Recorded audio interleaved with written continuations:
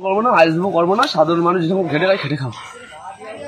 ISF দল তোমাকে সুযোগ সুবিধা দেয় তোর? আইএসএফ কোনো সুযোগ সুবিধা দেয়নি, আমি সেই কারণে আমি দল করবো না। আমি সাধারণ মানুষ থাকবো।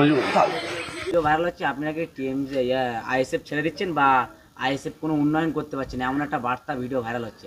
দেখুন, আজ থেকে 1.5 বছর আগে এই যে ভিডিওটা আজকে হাইলাইট হয়েছে, আজ থেকে 1.5 বছর আগে আমাদের 1 নম্বর ব্লকের বিডিও ম্যাডাম আসে নতুন, তানাকে আমরা শুভেচ্ছা জানাতে যাই। যাওয়ার পরে সেখানে আমার উপরে অ্যাটাক করার পরে হয়নি, সেখান থেকে আমাকে হাইজ্যাক করে তুলে নিয়ে যাচ্ছিল আহসানের পার্টি অফিসের সামনে। যখন খবরটা ছড়িয়ে গেছে যে রাহুলকে তুলে নিয়ে গেছে, পাশেই আমার বাড়ি থেকে যখন বিডিও অফিসে, থানা বা আহসান অফিসের দিকে মানে বহুত লোক গেছে, তখন আহসানেদেরকে ফোন করে বললো এইদিকে কোথাও আনার দরকার নেই, ওইদিকে মারধর করে একটা ভিডিও করে ছেড়ে দিবি।